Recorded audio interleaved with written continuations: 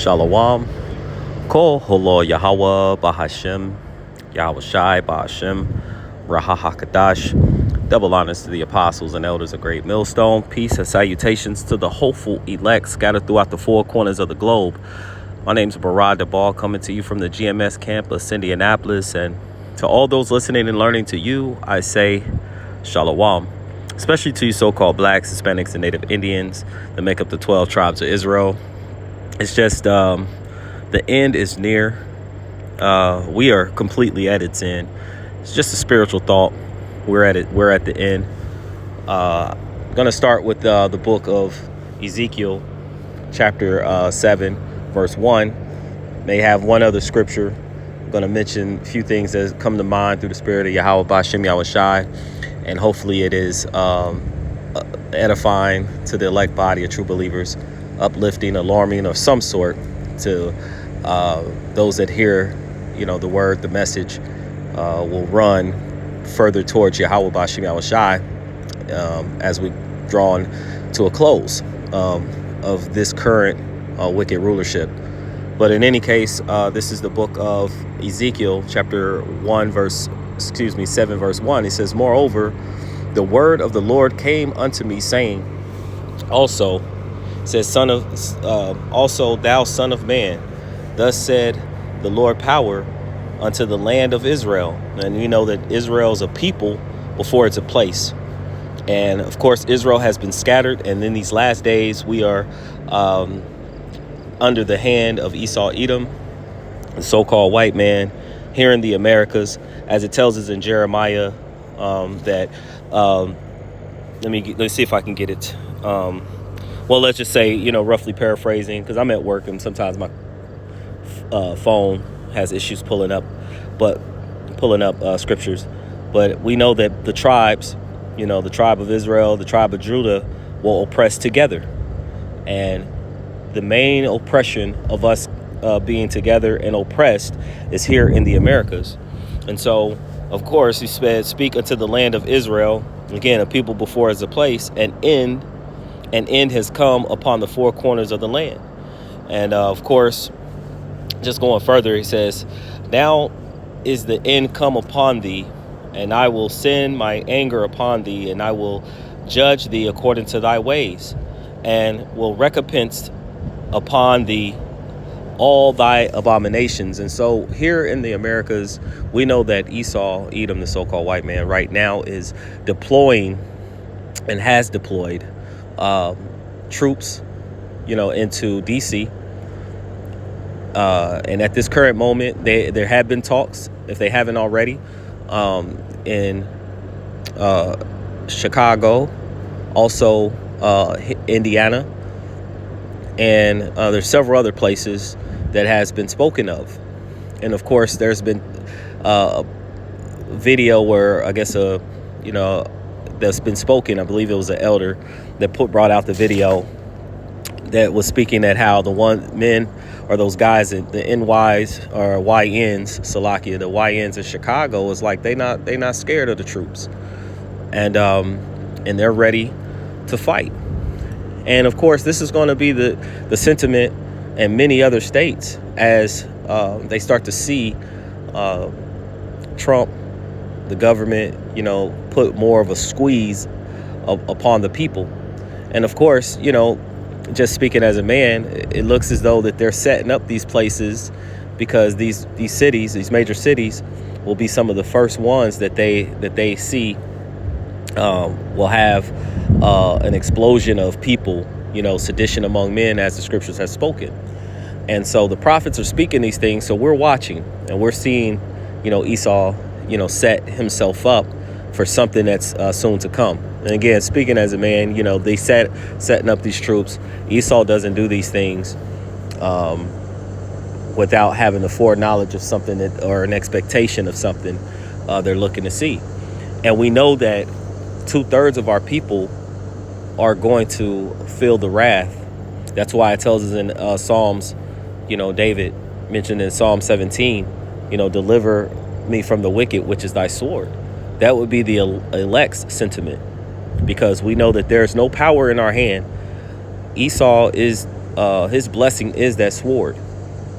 Brother just posted a video, which I've seen it before, but the man with arrows, looked like an Edomite with arrows, and he's able to shoot his arrows around trees. He could shoot 10 arrows and hit one target, So there's, they have a great army. So it's a great military. They have the police. They have, of course, ISIS. They also have, true people who actually are linking up, ready for a time where they could actually cause havoc and chaos upon the earth. And who are they going to go after first? They're going to go after the poor, the people, the weak, the downtrodden. And this has just been when we look at the violence against our brother Jacob, this has been an ongoing thing. Eventually, they may fight against each other, but they're looking, the elites are definitely got their eyes on the Lord's chosen people. And so it says, read 3 again. Now an end is come upon thee, and I will send my anger upon thee, and I will judge thee according to thy ways. So if you out there still into drugs, gang banging, eating abominable foods, you're going to be taken by those things. All right, committing adultery, stealing, killing, bearing false witness. Right, you're going to be taken by those things. It says, and recompense upon thee all thy abominations. Galatians chapter 6, verse 7 and 8, it says, be not deceived, Yahweh is not mocked, for whatsoever a man soweth, that shall he also reap. For he that soweth unto his flesh shall reap corruption, and he that soweth to the Spirit shall reap life everlasting. Roughly paraphrasing the second part. So if you're pushing out things that are fleshly, you're going to receive corruption. And what does corruption lead to? Death. When something continues to go further and further down, death. And what else? What other things is corrupted and leading towards death, falling down the drain? America, also known as Babylon. So anybody that ties their hands onto them, they'll hand join in hand, the wicked shall not be unpunished. So many of our people are going to side with this place, and they don't see that this place is actually going down. Romans, where it tells us, what then have Israel not obtained that which they seek it for? What we seek for, this truth, the true knowledge that will keep us stable in these end times. Isaiah 33 and 6, for wisdom and knowledge shall be the stability of our times. So go back to the Romans. It says, what then have Israel obtained that which they seek it for? But the election have obtained it, and the rest were blinded. So many of the people that the Lord has allowed to be blinded, having the ears where they can't hear the truth, clearly the things that are right before their eyes, they're seeing happening. Like we mentioned, the troops. We're mentioning famine. We mentioned even the food cost going up. Right? The prophets being set on the streets. They're getting ready for a digital system. Right? All these things are indicators that we're at the end. But 2/3 of our people will not be able to see it.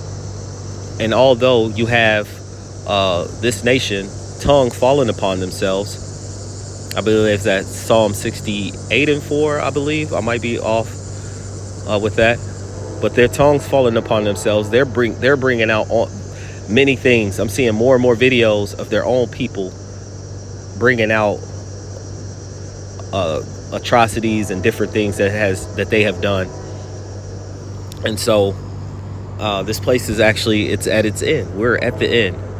And so we're bracing ourselves, cleaving on to Yahweh Bashim Yahushai, and watching, because the sooner this comes, the sooner we will be, meaning the elect, starting with the elect. Hopefully I, in that number, and the brothers that I labor with are part of that number that will receive that salvation and be heirs in the kingdom, and having a part at the table with Yahweh Ba'ashem Yahushai, drinking of that wine, where we will live in righteousness forever, even forever, in abundance. But before, we must go through, like it tells us, how can we receive, roughly paraphrasing, how can we receive the kingdom without going through the straits, without going through difficulty? For it tells us that the scriptures talks about how with much tribulation shall we enter into the kingdom.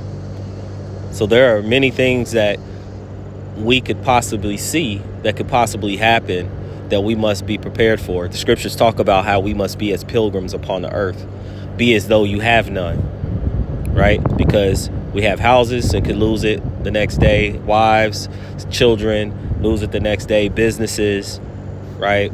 Even, so we have to always have our mind that at any given moment the Lord can make a drastic change, and know that if we're doing righteously, if we're doing the good will of Yahweh Ba'ashem Yahushai, that it's only going to be for our good, although things may seem chaotic around us.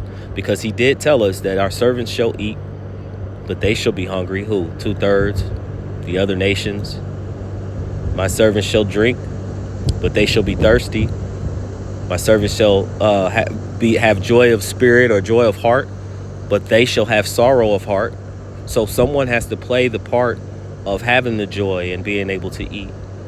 Like Job said, in famine, he said, you shall laugh.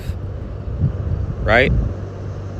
Meaning, it tells us in the Psalms, I believe it's like 35 and 37, it talks about how, that we will be fed in the famine if we, are of the elect. That the Lord he has care for his elect. Okay, so just read a little bit further. It says, verse 4, it says, and mine eye shall not spare thee, neither will I have pity, but I will recompense thy ways upon thee, and thy abominations shall be in the midst of thee, and ye shall know that I am Yahweh. All right, so it's going to be made known who's doing all these judgments. See, the elect already know, because again, they've obtained it.